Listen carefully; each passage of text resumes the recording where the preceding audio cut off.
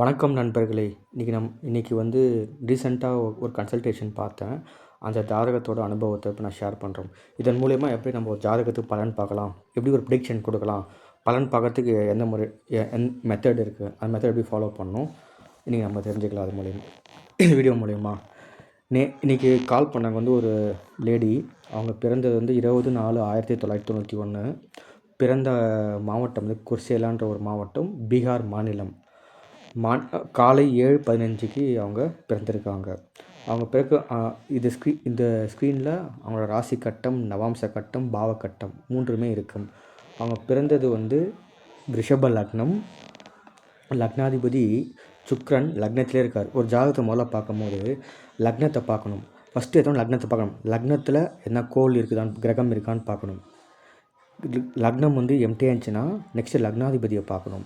இல்லைனா லக்னத்தில் இருக்கிற கிரகம் எந்த கிரகதோ அந்த லக்னத்தை அதை மூவ்ஸ் ஆக்குபை பண்ணிக்கணும். லக்னாதிபதி அங்கே செகண்டரியாக வந்துடுவார். அதே மாதிரி எந்த கிரகங்கள் லக்னத்தை பார்க்குது அதுவும் பார்க்கணும். அப்போ லக்னம் நின்ற நட்சத்திரம் ரொம்பவே முக்கியம். லக்னம் வந்து 10 டிகிரியில் விழுந்திருக்குது. ரோகிணி 1ஆம் பாதத்தில் விழுந்துருக்குது. ரோகிணி நட்சத்திரம் வந்து சந்திரனோட நட்சத்திரம். இங்கே வந்து நேரடியாக வந்து சுக்ரன் வந்து இங்கே ஆட்சி பெற்றிருக்கார், 14 டிகிரியில் இருக்கார். இங்கே வெளிப்படையாக சுக்ரனோட குணங்கள்லாம் உங்களுக்கு வந்து எக்ஸ்பிரஸ் ஆகும். சுக்ரன்னா நம்ம ஆல்ரெடி பேசியிருக்கோம். சுக்ரன்னா வந்து ஒரு கலஸ்தர காரகன் பேசியிருக்கோம். ஸ்ரீகாரகன், பெண்களுக்கான காரகன் சொல்லியிருக்கோம். வாகனக்காரகன் நம்ம பேசியிருக்கோம். அப்புறம் வந்து கணவனாக இருந்தால் மனைவியை குறிக்கும். இதெல்லாம் வந்து சுக்ரன் தான். அப்புறம் நம்ம இளைய எல்டர் சிஸ்டர்லாம் சுக்ரன் தான் கொடுப்பாரு. அதே மாதிரி இந்த சுக்ரன் வந்து இந்த பிஸ்னஸில் வந்து பார்த்திங்கன்னா வந்து இந்த ஃபேன்சி ஸ்டோர்ஸ், கலைத்துறை இது சம்மந்தப்பட்டது. அப்புறம் வந்து இன்டீரியர் டெக்கரேஷன், அழகு சாதன பொருட்கள், ஒரு பில்டிங் கட்டி முடிச்சுட்டு அழகாக இருக்குதுங்களா பார்க்குறதுக்கு, பெயிண்டிங்கில் ஃபினிஷிங் முடிச்சுட்டு, அது எல்லாமே சுக்ரனோட விஷயந்தான். ஸோ ஓகே, இங்கே லக்னாதிபதினா முதல்ல லக்னம்னா என்னது? லக்னம்னா வந்து உயிர், விதி, செயல்கள். ராசினா வந்து எண்ணம், சிந்தனை, தாட் ப்ராசஸ், சிந்தனைகள். இதோட ராசியோட வேலை முடியும். லக்னம் தான் செயல்திறன், ஆக்ஷன் ஓரியன்டட்னு சொல்லுவான். ஒருத்தர் விதியை பற்றி சொல்லும், ஒருத்தர் உயிரை பற்றி சொல்லும். அப்படி அந்த கணக்கில் வரும். இப்போ லக்னத்தில் சுக்ரன் வந்து 14 டிகிரியில் வந்து சுக்ரன் இருக்கார். சுக்ரன் 14 டிகிரியில் இருக்கார். ஸோ சுக்ரனோட குணங்கள் மொத்தமாக லக்னத்தில் இருக்கும். அப்படின்னா வந்து ஜென்ரலாக பார்த்தா அந்த லக்னம் வந்து பலமாக இருக்குதுன்னு அர்த்தம். லக்னாதிபதி பலன் ரொம்பவே முக்கியம். லக்னாதிபதி ஆட்சி பெற்று இருக்கார். அடுத்தது லக்னத்துலேருந்து ரெண்டாவதாக பார்த்திங்கன்னா மிதுன ராசியாக வரும். மிதுன ராசியில் செவ்வாய் வந்து இருக்கார், கேது இருக்குது, சந்திரன் இருக்குது. செவ்வாய் 15 டிகிரியில் வந்து ஒரு பகைன்ற ஒரு ஸ்தான பலத்தில் இருக்கார். கேது 29 பாகையில் இருக்கார். சந்திரன் 16 டிகிரியில் நட்புன்ற ஒரு இதில் இருக்கார். ஆக்சுவலாக செவ்வாய் இந்த லக்னத்துக்கு வந்து 7க்கும் 12க்கும் உடையவர். 7க்கும் 12க்கும் உடையவர் வந்து மீன ராசியில் இருக்கார், மிதுன ராசியில் இருக்கார். கூடவே கேது ப்ளஸ் சந்திரன். அப்புறம் பார்த்திங்கன்னா குரு வந்து உச்சம் பெற்ற குரு வந்து கடகராசியில் இருக்கார்.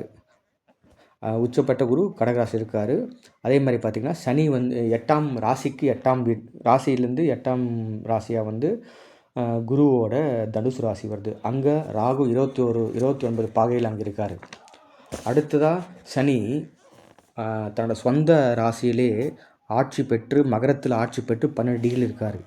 அதன் பிறகு பார்த்திங்கன்னா புதன் வந்து 26 பாகையில் மீனராசியில் இருக்கார், நீச்சமாக இருக்கார். பட் நீச்சமாக இருந்தாலும் 26 பாகை அவர் கடந்திருக்கார். இந்த ஜாதகத்தில் வந்து 26 பாகை அவர் கடந்திருக்கிறதுனால வந்து அவர் தான் வந்து ஆத்மா கரகனாக வருவார். ஆத்மா கரகனாக வந்து ஒரு ஜாதகத்தில் எந்த பிளானட் வந்து அதிக டிகிரியில் இருக்குதோ அது ஆத்மா கரகன் நம்ம எடுத்துக்கும். ஆக்சுவலாக அங்கே கேது 29 பாகையில் இருக்கார், ராகு 29 பாகையில் இருக்காங்க. ராகு கேதுக்கு வந்து இந்த ஆத்மா காரகன் லிஸ்ட்டில் வந்து பெருசாக கொண்டு வரதில்லை. சப்த கிரகங்கள் தான் கொண்டு ராகு கேது தவிர மற்ற கிரகங்கள் எல்லாமே வந்து எந்த கிரகம் அதிகம் பாகையில் இருக்குதோ டிகிரியில் அது நம்ம ஆத்மா காரகன்னு சொல்லுவோம். அப்படி பார்த்தா புதன் 26 பாகை கடந்திருக்காரு. இங்கே நீச்ச ஸ்தான பலத்தில் நீச்சமாக இருப்பார்.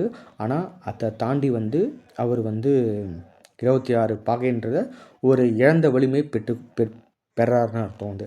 அடுத்து சூரியன் வந்து உச்சமாக 5 டிகிரியில் இருக்கார்.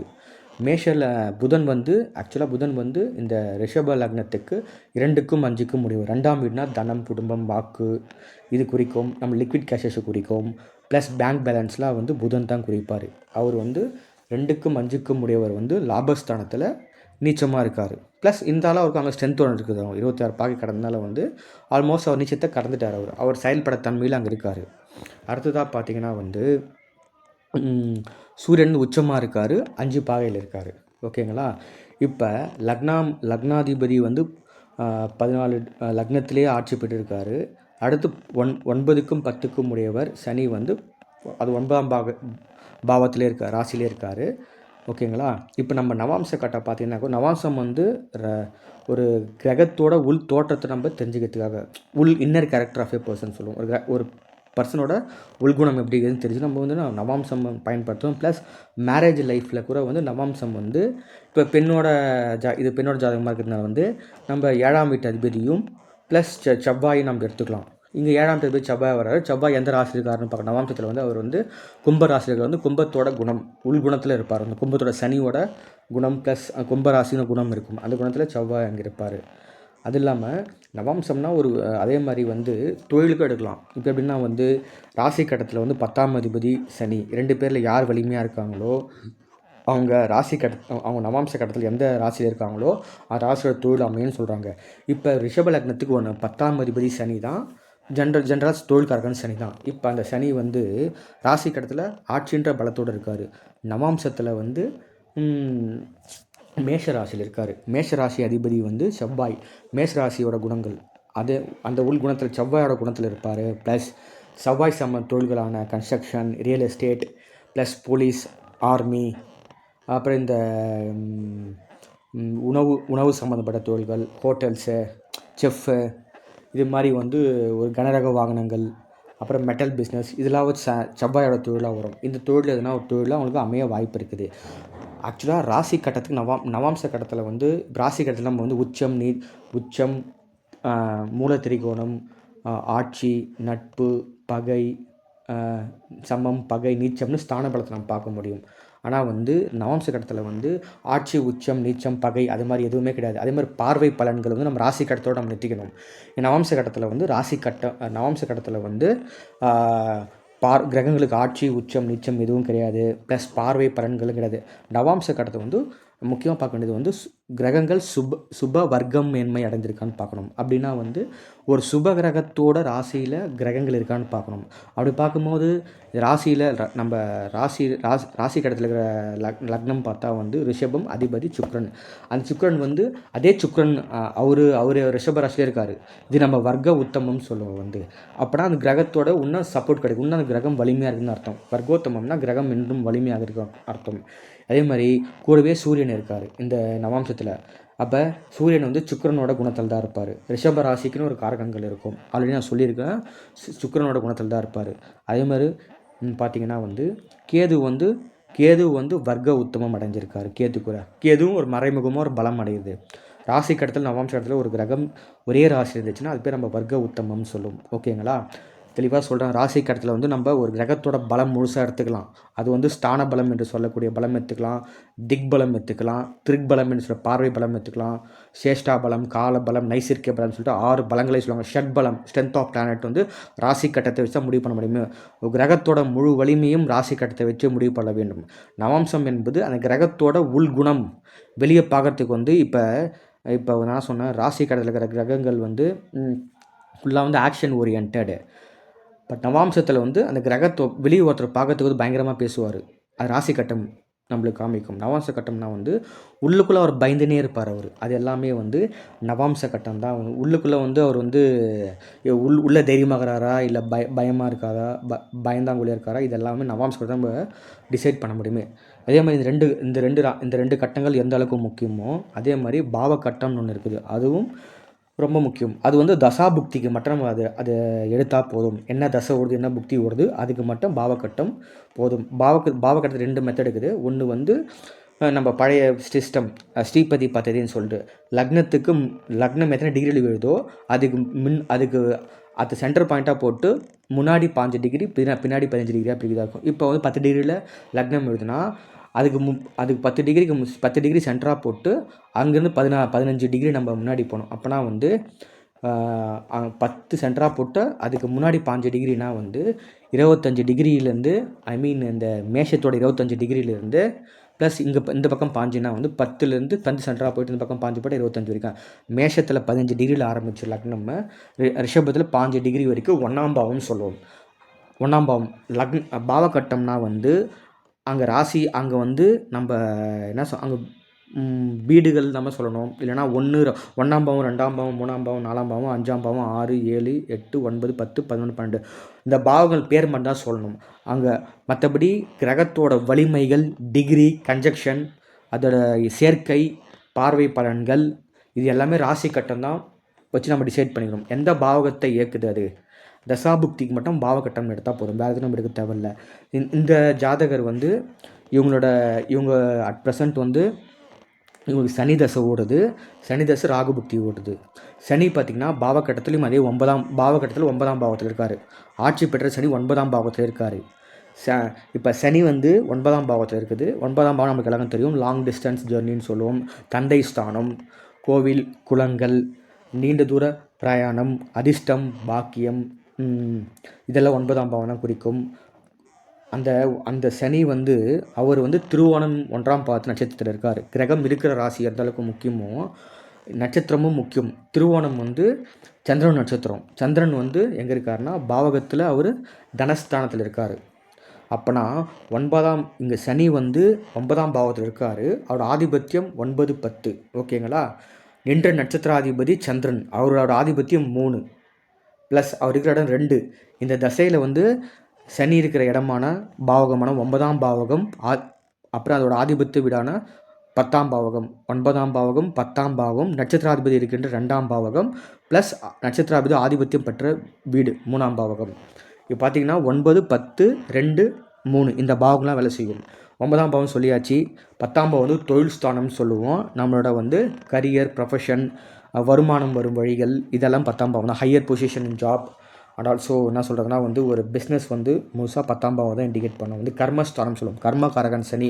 கர்மகாரகன்னா கர்மஸ்தானம்னா செயல்திறன் கொண்ட ஸ்தானம் சொல்லுவோம். பாவகம் வந்து கர்மானா செயல்னு அர்த்தம் ஜோதிட ரீதியாக. ஸோ 9ஆம் பாவம் இயங்கும், 10ஆம் பாவம் இயங்கும். அடுத்து சந்திரன் இருக்கிற 2ஆம் பாவம் இயங்கும், 5ஆம் பாவமும் 3ஆம் பாவமும் அங்கே இயங்கும். ப்ளஸ் இப்போ ராகு பார்த்திங்கன்னா வந்து பாவ ரீதியாக அவர் 9ஆம் பாவத்தை அவர் இயக்குறாரு ராகு. ஆனால் அவர் நின்ற நட்சத்திராதிபதி உத்திராடம் நட்சத்திர சூரிய நட்சத்திரம் இருக்கார். இப்போ 9ஆம் பாவத்தை இயக்கக்கூடிய சனி வந்து நட்சத்திராதிபதி இருக்கிற பாவகம் பார்த்தா 12ஆம் பாவத்தில் இருக்குது. உச்சமான சூரியனாக இருக்குது. இப்போ பார்த்தீங்கன்னா வந்து இந்த லக்னத்துக்கு 4ஆம் அதிபதி சூரியன் வந்து 12ஆம் பாவத்தை இயக்குறாரு. அப்போனா 4ஆம் பாவம் 12ஆம் பாவம் வந்து ராகு இயக்கக்கூடிய தன்மையில் போவார். இப்போ இந்த தசையில் 9, 10, 2, 3 பாவகங்கள் இயங்கும். இந்த புத்தியில் 9 ராகு இருக்கிற பாவகம் 9ஆம் பாவகம். ராகு சொந்த ராசிகள் எதுவும் கிடையாது. அதனால் நட்சத்திராதிபதி 12ஆம் பாவத்தை இயக்குறாரு. ப்ளஸ் நட்சத்திரோட ஆதிபத்தியம் 4. அப்போ ராகு வந்து 9, 12, 4 இயங்குது. இது சனி பார்த்திங்கன்னா 9, 10 நட்சத்திராதிபதி சந்திரன் 3ஆம் அதிபதி ப்ளஸ் 2ஆம் பாவத்தில் இருக்கார். அவர் சந்திரன் செவ்வாயோடு ரொம்ப க்ளோஸ் டிகிரியில் இருக்கார். சந்திரமங்கல யோகம் என்று ஒரு யோகம் இங்கே ஆக்டிவேட் செய்யப்படுகிறது. அதே மாதிரி சனி வந்து தன்னோட 7ஆம் பார்வையாக குருவை பார்க்கிறார். குரு 7ஆம் பார்வையாக சனியை பார்க்கிறது. ஓகேங்களா. இப்போ லக்னத்து எந்த கோள்களும் பார்க்கல. அதே மாதிரி ராகு தன்னோட 7ஆம் பார்வையாக தனஸ்தானத்தை பார்க்குறாரு. செவ்வாய், கேது, சந்திரனை பார்க்குறாரு. தனஸ்தானத்தில் இருக்கிறாங்க செவ்வாய், கேது, சந்திரனும் ராகுவை பார்க்குறாங்க. இப்போ எப்படி ப்ரிடிக்ஷன் சொல்லணும்னா வந்து இவங்க வந்து ஒரு இந்த மேடம் வந்து ஒரு ஜாபில் இருக்காங்க. இப்போ நம்ம இப்போ ப்ரொமோஷனுக்காக வேறு ஜாபுக்கு போகலாம், இன்னொரு ஆஃபர் கிடச்சிருக்கான், போகலாமான்னு கேட்குறாங்க. இல்லை வெளியூர் போகலாமான்னு கேட்குறாங்க. நம்ம தாராளமாக போகலான்னு சொல்லலாம். காரணம் வந்து சனி வந்து ராசி கட்டத்தில் வந்து மகர ராசி வந்து சரராசின்னு சொல்லுவோம், பூமி ராசின்னு சொல்லுவோம். சரம்னா ஒரு செயல் வேகமாக நடக்கக்கூடியது. தொடர்ச்சியாக ஒரு பலன் நடக்கணும்னா நம்ம சரராசியை பார்க்கணும். ஆல்ரெடி என் வீடியோவில் சொல்லி பார்க்காதவங்க போய் பாருங்கள். ஒரு பலன் தொடர்ச்சியாகனா சரராசி தான் முக்கியம். 100% பலன்களை செய்யக்கூடிய சரராசிகள். அதனால் வந்து இவங்க கண்டிப்பாக இடம் விட்டு இடம் மாதிரி ஜெயிக்க முடியும். அது இல்லாமல் 9ஆம் பாவம் ப்ரொமோஷன், ஹவுஸ் ஆஃப் லக், 5, 9, 11ஆம் பாவங்கள் ப்ரொமோஷனை கொடுக்கும். ப்ளஸ் வந்து 3ஆம் பாவம் தான் இடம் விட்டு இடம் மாறுது. Shifting plus 1 places to another place.